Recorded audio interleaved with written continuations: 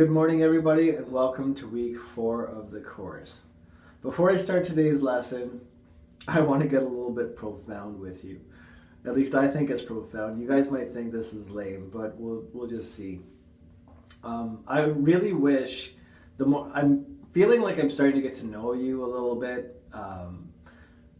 It's I don't know. It's challenging for me as a teacher. I would have liked to have actually had you guys as students in the classroom, so that we could, I don't know, get to know each other a little bit more and build more of a rapport.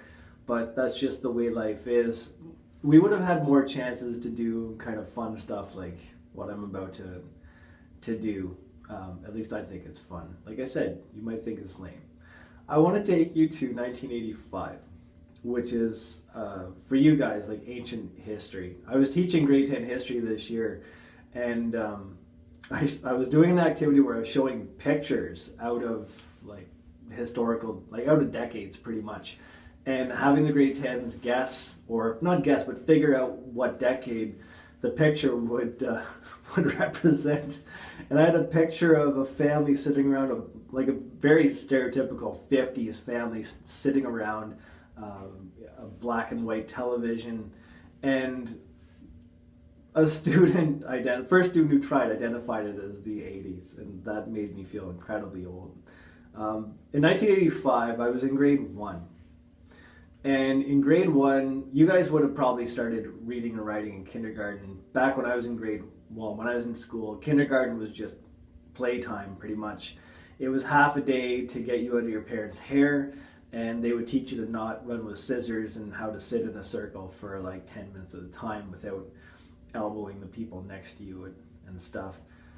We didn't do any reading or writing that I can remember until I was in grade 1. In fact, I do remember being completely illiterate in grade 1 and learning how to read from scratch.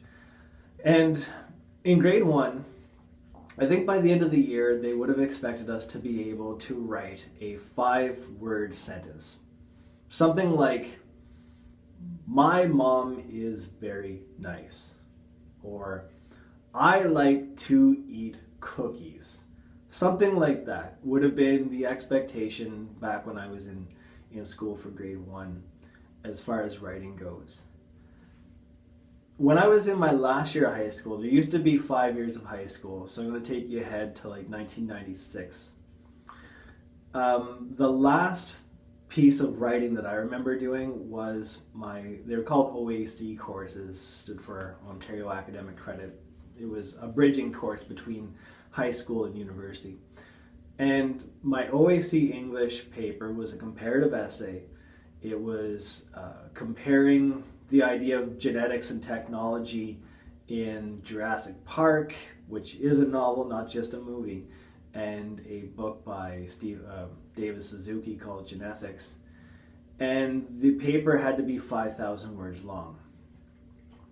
So the profound thing that I want you to think about today is that you're about to embark on the culmination of, in your case, because kindergarten was more academic, 14 years of school. The paper you're going to write this week is going to be, like, from an evolutionary point of view, the apex of your evolution as a student. The sum total of all of the language skills you've accumulated since kindergarten, or whenever it was that you first learned how to read and write, the sum total of all of that every year, going from 5 words to 5,000 words, because for a lot of you, that's probably how long your paper is going to be when it's all said and done. It's kind of a profound thing when you think about it. That right now you are at a point in your life where so much has been invested into these skills that you have. You've invested years. Probably have never really thought about it until now for some of you. You've invested years. You've invested hundreds or thousands, I guess, of hours becoming a better writer. For this unit, what I would like is your absolute best, unquestionably, your best piece of writing that you have ever done in your entire life. And I don't know, maybe you think it's a little bit lame, but for me, I don't know. I feel like there's, it's almost as if it creates like a connection between us, like a legacy. The fact is, like, I didn't even realize this, I didn't plan this, but I'm building this course around what we have at ADHS. And our big paper at ADHS is a comparative essay. And the big paper that I had when I was at the end of my high school, 1996, which was 20 years ago, like exactly, was a comparative essay too. I don't know. There's just something kind of oddly cool about the whole thing. Anyways, I digress. So let me talk about what's on the schedule for today. I am sharing a document with you, and that document is going to be, it's what we're working on for the whole week. There's not really going to be lessons this week. There's going to be, how would I say it, modules, I guess, is maybe the word. But pretty much what I'm going to be doing is using D2L as a place to put activities to help you to build skills that you might not have or you might need to improve in order to execute as well as you can on this essay. But the document that I'm going to share with you, I'm emailing it to you with your school email account, not your D2L email. The only people, it's funny, at the beginning of the course, there were people from out of the board and like as far away as like Kitchener in this course. The only people who are left are Renfrew County people now. So all of you have got a school Gmail account, and all of you have got access to Google Docs and Google Drive. So I'm going to be sharing a document with you, and that document is going to walk you through step by step the process to writing a comparative essay. Because I know there's at least one person who's already contacted me and said, hey, Mr. M, the course that I took in grade 11 didn't have a comparative essay, and I'm not exactly sure what to do. So this document, it's there for your benefit, and it's there so that I can like guide you through the writing process, and I can offer you feedback. Now, this is really, really important. For those of you who have been, like, I guess, doing the work, but not really participating in discussions and sort of like just mainly like executing on the summatives, like you get the lesson work kind of done, but you're not really participating very actively and you're kind of behind in terms of time. This would be a week that you would want to do things differently, because here's what I can offer you. With this shared document between you and I can offer you feedback whenever you need it. So I'm not allowed to proofread and edit your work, but I can definitely point things out, and I can definitely help you along the way and prompt you as to where you should go next, and if there's any problems or any issues that need to be addressed.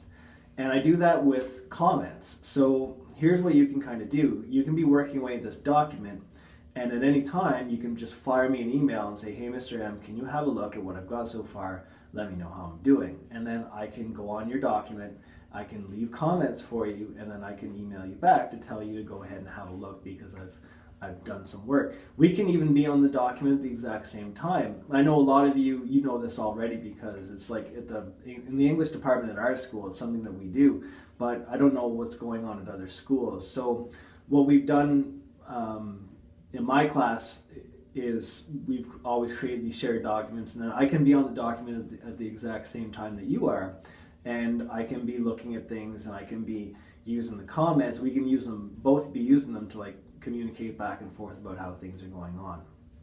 My office hours are 9 till 12, so you're going to, if you're the kind of person who really isn't awake at that time, maybe this is the 1 week out of the whole summer that you're going to be awake early enough in the morning to make use of this time. And this is a great opportunity for you to get feedback on your writing in order to become a better writer. Because like I said, we're shooting for an amazing piece of work, right? This is the culmination of everything that you've done in school with regards to reading and writing. So I'm looking for great things, and I'm very hopeful because like I said previously in another one of the videos, there's a lot of people who started this course and haven't finished. They've quit. But what I'm left with is a really strong group of very capable students of whom I expect great things. Now, that last statement takes me to grammar.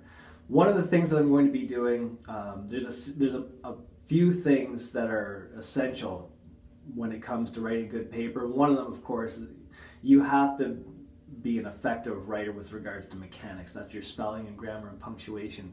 I'm going to be providing you with instruction for a higher level of grammar. I know at this point, I don't think there's anybody in this course, anybody who's left, who's making any basics like sentence errors, like comma splices and fused sentences and run-ons and fragments. There were a few people at the beginning, but they've all left. So, but we're going to get into higher order grammar, like things like parallelism and faulty pronoun reference, and the idea that you are not able to finish a sentence with a preposition. You'll get what I'm saying when I post like I said, the modules. But this week, what I'm going to be doing is posting things on D2L that are activities for you to look at, and if you already have the skill, there's no need for you to practice it. So it's not there for busy work. But I'm going to be posting things that are there for you in order to give you a chance to see what I'm expecting and then to practice anything that you need to practice. So the activities that are posted or are going to be posted are there for your benefit. Have a look, use the ones that you need, skip any of them that you're already good with. You know, the idea is they're there as an opportunity for you to gain new skills or practice skills that need to be practiced. But if you already know how to write with active verb choice, you're not going to have to practice that. If you already understand the importance of using the literary present tense in your essay writing on fiction, then you're not going to have to use that one either, right? But if you don't know what I meant by either of those two things, that tells you that there's a gap in your understanding and there's a skill that needs to be learned, all right? So, to summarize, you're writing an essay, and I'm going to be giving you all the tools you need to do this really well. Not just really well, to do an amazing job. To do justice to your last, for a lot of you, your last major English assignment, writing assignment ever. So make use of what I give you. Use the tools, access the feedback, do an amazing job. Make that 6-year-old version of yourself who is writing 5-word sentences proud that they turned into you.